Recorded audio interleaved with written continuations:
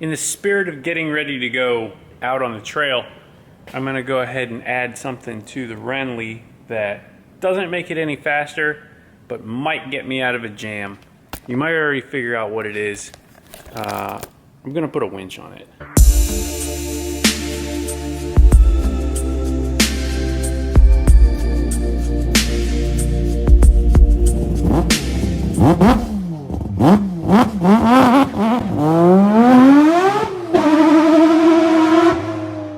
So I went ahead and picked up the old Harbor Freight Special.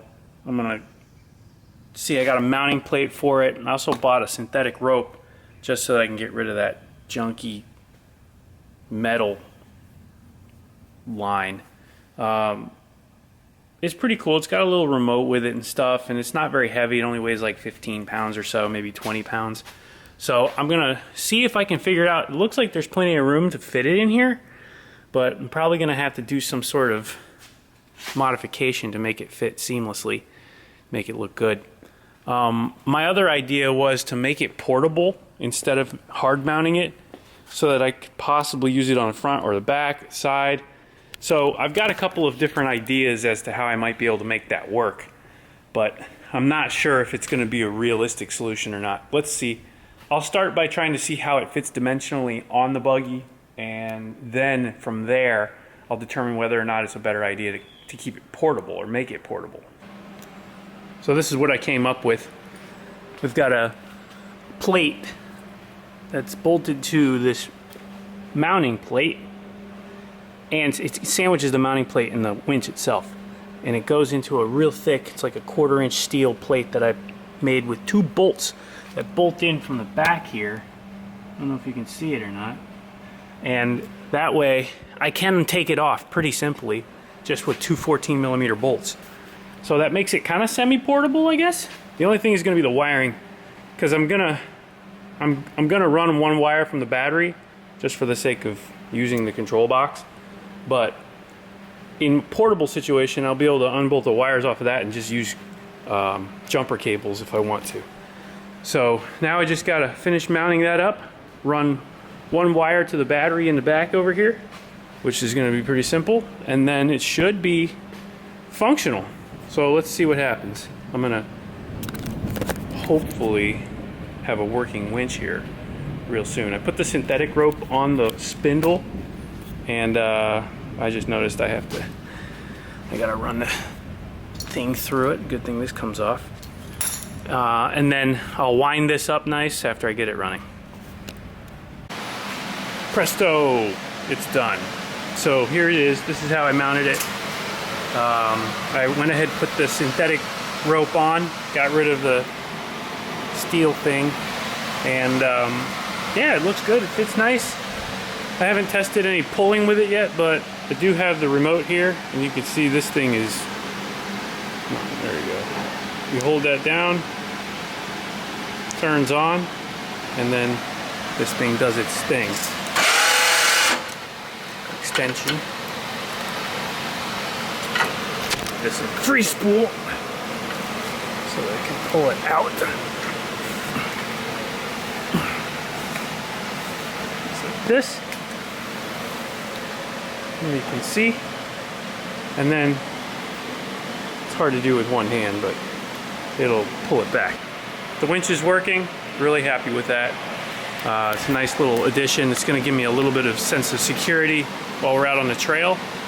So if I do get into something, I can pull myself out. I'm not going to lift myself up a tree or anything, but at least if I get into some sloppy stuff and for some reason I break an axle or something and I can't get myself out using the diff locks and the 4-wheel drive, God forbid, then the winch will help me get out. So one step closer to self-sufficient out on the trail.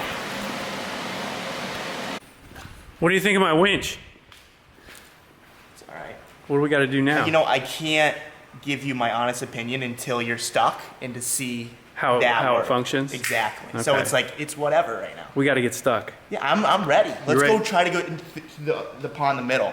Through the middle, and I'll just pull myself through the middle? Yeah, I'm down for that. I'll even come in with you. It's raining. I mean, we're already going to get wet. Who cares? This video's done. All right, so we're gonna try the winch out. It's not raining today, so I was able to get out here. I've got the Renli parked down here against the water. I'm gonna leave like the parking brake on to simulate like being stuck-ish. And I'm gonna run up to this tree, which is about probably 30 feet away or so. And I'm gonna tie off to the tree, and then we're gonna winch it up. I'm just gonna give it a little test and see how it does with a little bit of load. Now this buggy weighs around 1,500 pounds or so. That's the advertised weight. And this winch is rated at 2,500 pounds. So it shouldn't have much trouble pulling it. So let's go ahead and strap up to this tree. I've got a tree saver we'll put on there, and we'll hook it, and we'll see how she does.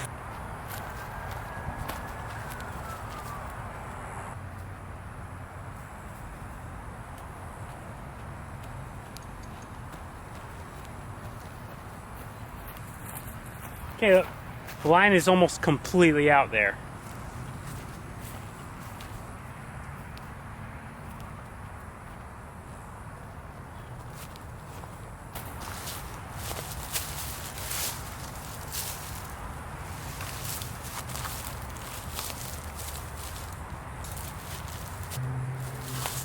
Okay, we're hooked up. I'm gonna start pulling her tight now.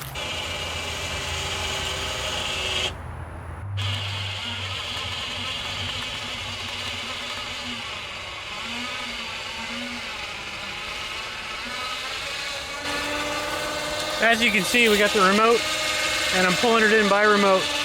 Got a little load on the e-brake, but it's doing it. So I'm pretty sure that's a pretty good test. Everything seems to be working fine. Can't argue with that.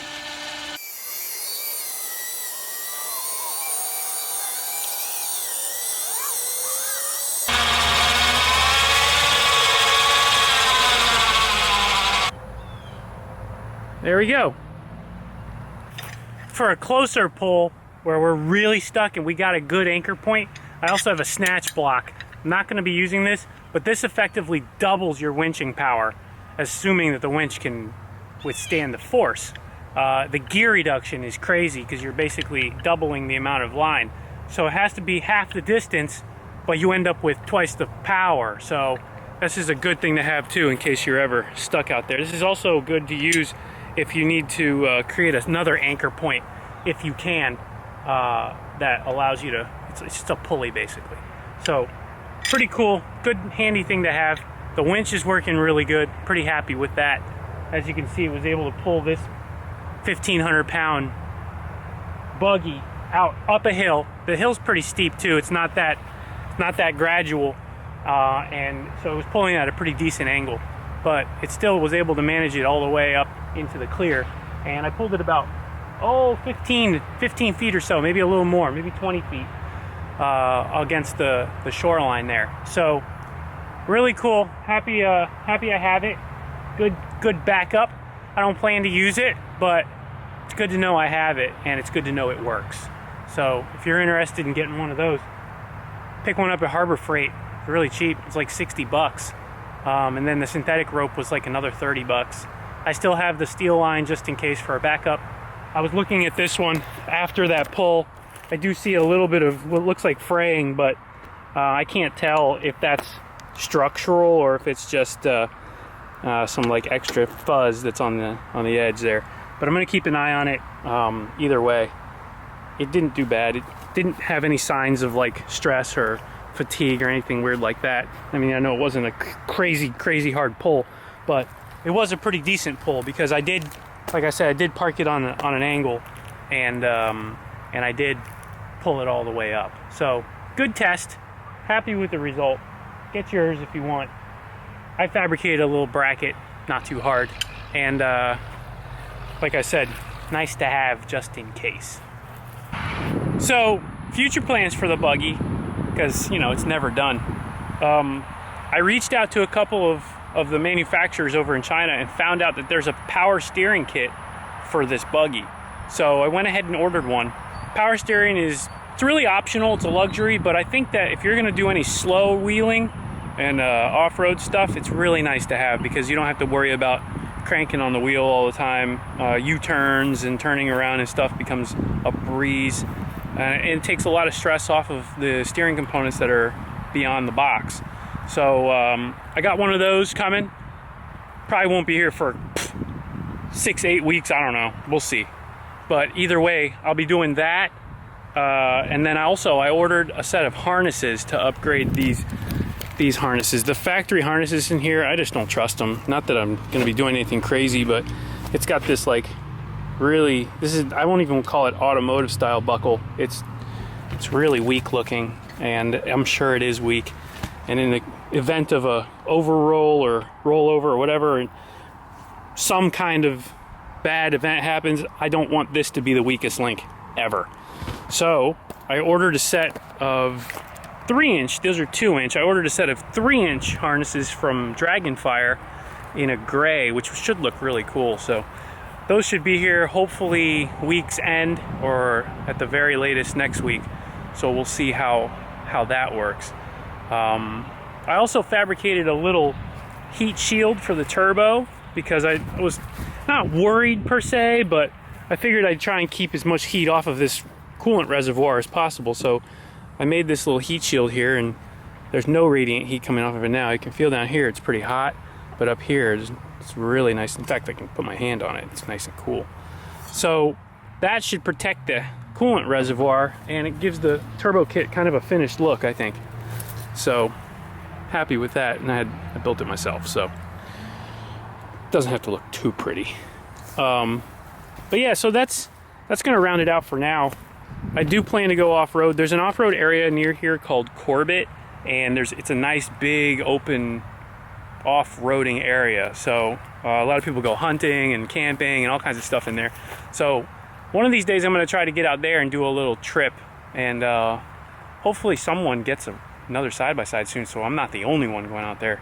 But at least I have the winch now, just in case I do get stuck. I feel a little bit safer going off-road. You know, in these 30-inch Maxxis ML3s, they're definitely gonna help a little bit too. We got a little more ground clearance and a little more rubber on the road, so that should help with footing.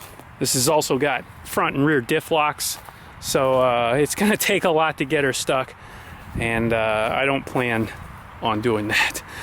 But I do plan on going off-road, so lots more to come.